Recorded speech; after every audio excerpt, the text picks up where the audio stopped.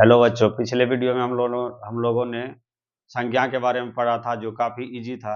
और उससे भी आज बिल्कुल इजी टॉपिक को लेकर आया हूँ, व्याकरण का वर्ण विचार, जो 4 से 5 मार्क में फाइनली बिहार बोर्ड में पूछे जाते हैं। और मैं जिस प्रकार से समझाऊंगा, अगर आप थोड़ा सा ध्यान दीजिएगा तो ज़रूर आपको समझ में आएगा और आसानी से आप इसको सॉल्व कर पाइएगा बिहार बोर्ड में। तो ध्यान दीजिएगा यहाँ वर्ण विचार जो 4 से 5 मार्क में पूछा जाता है। ये अक्सर पूछे जाने वाले क्वेश्चन है और मैं बहुत ही इसको इजी तरीका से लेकर आया हूँ। वर्ण विचार, तो वर्ण विचार यह व्याकरण का वह भाग है, वर्ण विचार व्याकरण का एक भाग है जिसमें अक्षरों या वर्णों के उच्चारण, आकार, भेद तथा उनसे जो शब्द बनाया जाता है उसी को वर्ण विचार के नाम से जानते हैं। वर्ण विचार, अगर वर्ण का बात करें, वर्ण भाषा की मूल ध्वनि और मूल ध्वनि के प्रतीक चिन्ह को हम लोग वर्ण कह सकते हैं। तो भाषा की मूल ध्वनि को वर्ण कहते हैं। और यहाँ एक नोट को हम लोग देखते हैं, वर्ण को अक्षर भी कहा जाता है, वर्ण को अक्षर भी कहा जाता है। वर्णमाला, यहाँ हम लोग वर्णमाला को देख रहे हैं, जितने भी वर्ण हैं वर्णों के समुदाय को वर्णमाला कहा जाता है। वर्णों के समुदाय को क्या कहते हैं हम लोग? वर्णमाला कहते हैं। तो ध्यान दीजिएगा, चलते हैं थोड़ा आगे। वर्ण जो होते हैं दो प्रकार के होते हैं। वर्ण दो प्रकार के होते हैं, पहला स्वर वर्ण, दूसरा व्यंजन वर्ण। पहला स्वर वर्ण, दूसरा व्यंजन वर्ण। तो यहाँ स्वर वर्ण का अगर बात करते हैं, यहाँ स्वर वर्ण का हम लोग बात कर रहे हैं, तो स्वर वर्ण को अच्छा से समझते हैं। इसका उच्चारण, स्वर वर्ण का उच्चारण जो है बिना किसी दूसरे वर्ण की सहायता, जिसमें कोई दूसरे वर्ण का कुछ सहायता नहीं लिया जाता है, डायरेक्ट बोला जाता है इसको, उसे स्वर वर्ण कहते हैं। और स्वर वर्ण हम लोग पढ़ते आ रहे हैं, अ, आ, हर्षई, दुर्गई, हर्षऊ, दुर्गऊ, री, ए, ओ, औ। ये स्वर वर्ण का उदाहरण है। तो स्वर वर्णों की अगर संख्या पूछा जाए, ये अक्सर पूछा जाता है, स्वर वर्णों की कुल संख्या 11 होते हैं। स्वर वर्णों की कुल संख्या 11 होते हैं। तो ये अक्सर पूछे जाते हैं, इसको याद रखना है। अब स्वर वर्ण की अगर बात करें तो स्वर वर्ण 3 भागों में बटे होते हैं। तो स्वर वर्ण 3 भागों में बटे होते हैं, ये अक्सर कंफ्यूजन होने वाला बात होता है। तो यहाँ मैं इस कंफ्यूजन को दूर करना चाहूंगा। तो यहाँ देख सकते हैं स्वर वर्ण जो है 3 भागों में, पहला ह्रस्व स्वर, दूसरा दीर्घ स्वर, तीसरा प्लुत स्वर। अगर ह्रस्व स्वर की बात करें तो इसमें बोलने में जो उच्चारण में जो है ना एक मात्रा का समय लगता है। वैसा स्वर जिसको बोलने में एक मात्रा का उच्चारण लगे उसको ह्रस्व स्वर कहते हैं। इसका भी उदाहरण पूछा जा चुका है, जैसे कि अ, हर्षई, हर्षऊ, री, अ, हर्षई, हर्षऊ, री, ये ह्रस्व स्वर के उदाहरण हैं। उसी प्रकार से देखेंगे दीर्घ स्वर का, तो दीर्घ स्वर ये 2 गुना समय लेता है। वैसा स्वर जो बोलने में 2 गुना स्वर ले उसे दीर्घ स्वर के नाम से जानते हैं, जैसे आ, दुर्गई, दुर्गऊ, ए, ओ। मतलब एक मात्रा का समय यानी स्वर वर्ण में आता है, अगर 2 मात्रा का समय लगे तो उसको दीर्घ स्वर कहते हैं। ह्रस्व स्वर 1 मात्रा, दीर्घ स्वर 2 मात्रा का समय लेगा। तो इसका एग्जाम्पल सही से हम लोग याद रखेंगे, आसानी से सॉल्व कर सकते हैं। पुरुष स्वर का बात करते हैं, इसमें 3 मात्राओं का समय लेगा। जैसे हे राम, यहाँ हिंदी में जो 3 लिखा हुआ है इससे पता चल सकता है कि ये 3 मात्रा का समय ले रहा है। हे ओम, यहाँ पर 3 लिखा हुआ है हिंदी से, तो हम लोग समझ सकते हैं कि ये 3 मात्रा का समय ले रहा है। ठीक, यहाँ पर स्वर वर्ण को हम लोग समझ चुके हैं।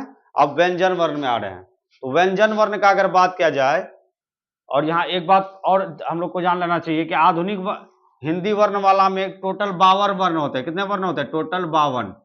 टोटल वर्ण अगर पूछा जाए तो हिंदी वर्णमाला में 52 होते हैं। तो ये बात को भी हम लोग याद रखेंगे।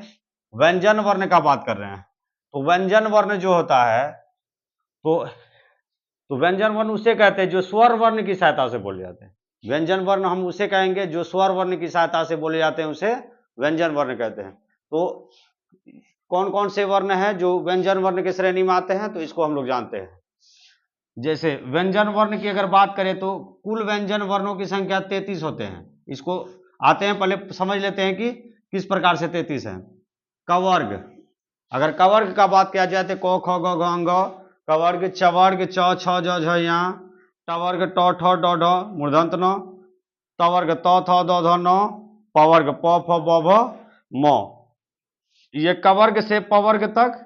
उसके बाद एगो आता है अंतःस्थ व्यंजन।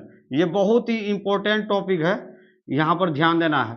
अंतःस्थ, अंतःस्थ उसे कहते हैं, मतलब य र ल व, ये चार ऐसे वर्ण हैं जिसे अंतःस्थ व्यंजन कहते हैं। य र ल व, ये अक्सर पूछे जाते हैं अंतःस्थ व्यंजन का उदाहरण। उस व्यंजन का उदाहरण पूछा जाए, तालवर्ष, मूर्धांत स, दंत स और ह। तालवर्ष, मूर्धांत स, दंत स और ह, ये भी चार हैं। अगर पूछा जाए उस व्यंजन की संख्या कितनी है, तो ये टोटल चार होते हैं। संयुक्त अक्षर, अक्ष, तर, ज्ञ और स्र। संयुक्त अक्षर में अक्ष, तर, ज्ञ और स्र, तो संयुक्त व्यंजन की संख्या भी चार होते हैं। अब यहाँ पर कुछ हम लोग संयुक्त अक्षर से बनने वाले, संयुक्त अक्षर जो बने हैं जिससे मेल से, उसको हम लोग जानते हैं। यहाँ संयुक्त अक्षर का अगर यदि अक्षों का बात करें तो क पर हलंत और मूर्धंत सौ से मिलकर अक्षों का उच्चारण होता है। तर का बात करें तो त हलंत और र, त जोर र, त्र। ज पर हलंत और या, ज्ञा। तालवर्ष, सौ में हलंत प्लस र, स्र। तो ये यहां से भी हम लोग का ऑब्जेक्टिव बनता ही बनता है। तो आगे हम लोग देखते हैं द्विगुण व्यंजन का। अगर बात करें तो द्विगुण व्यंजन दो होते हैं, र, बड़ी र और ढ। बड़ी र और ढ का बात करें तो इसको हम लोग द्विगुण व्यंजन के नाम से जानते हैं। ये भी बहुत बार पूछा जा चुका है। अयुग्वाह का बात करें, अयुग्वाह व्यंजन किसे कहते हैं, तो इसका एग्जाम्पल है अंग और अह। इसको, ये भी दो होते हैं, अयुग्वाह व्यंजन भी दो होते हैं। अब थोड़ा सा यहां हम लोग देख लेते हैं। यहां हम लोग यही पर एक स्पर्श व्यंजन की संख्या 25, अंतःस्थ व्यंजन की संख्या 4, ऊष्म व्यंजन की संख्या 4 है ना। उसके बाद हम लोग यहां पढ़ चुके कुल व्यंजन की वर्ण की संख्या 33। और यदि, लेकिन अभी वर्तमान में र और ढ को अगर मिलाकर बात किया जाए तो टोटल 35 व्यंजन वर्ण होते हैं। तो उम्मीद करता हूं कि आप सभी को यह समझ हो, यहां तक समझ आ चुका होगा आप लोग को। चलिए, उच्चारण स्थान का बात अगर करें तो उच्चारण स्थान से 2-3 मार्क का हम लोग को पूछा जाता है, तो इसलिए हम लोग इसको भी कवर करते हैं। जैसे यहाँ कंठ का बात करें तो गला से जहां उच्चारण किया जाता है, जैसे अ, आ, इसमें गला से बोला जाता है, बोलकर भी हम लोग जान सकते हैं इसको। कवर्ग, क, ख, ग, घ, अंग, उसके बाद ह, ये हम लोग का कंठ से बोला जाता है, इसलिए इसको हम लोग कंठ वर्ण कह सकते हैं। अगर तालु का बात करें तो हर्षई, दुर्गई, यानी जीभ का ऊपर वाला भाग जहां जीभ सटता है।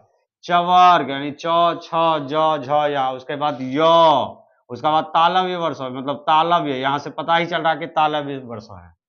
उसके बाद मूर्धा का अगर बात करें तो मूर्धा में री, इसको पहचान कर रखना, री। टवर्ग यानी ट, ठ, ड, मूर्धंत न, उसके बाद मूर्धंत न, उसके बाद र का बात करें और मूर्धांत स का बात करें तो यहाँ मूर्धा का बात आएगा।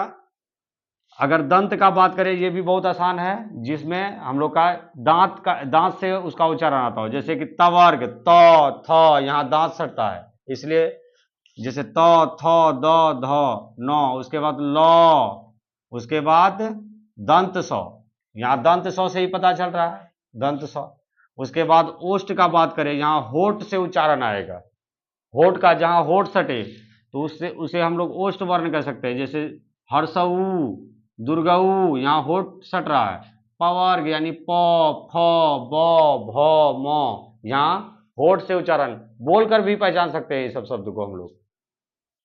कंठ तालु, यहाँ कंठ और तालु मिला के जो बोला है, कंठ और तालु मतलब जीभ का ऊपर वाला भाग।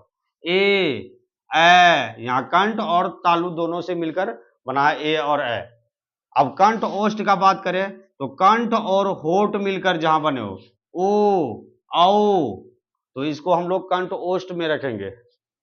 दंत ओष्ठ का बात करें, दांत और होठ मिलाकर जहां बोला जाएगा, जैसे वो, ये बहुत ही वीवीआई है। वो हम लोग वो पूछा जाए तो एकमात्र ऐसा वर्ण है जो कि दंत और ओष्ठ मिला के बोला जाता है। चलिए, अब नासिका का बात करें तो नासिका वर्ण 5 होते हैं, नासिका वर्ण 5 होते हैं, इसको भी हम लोग को याद करना है।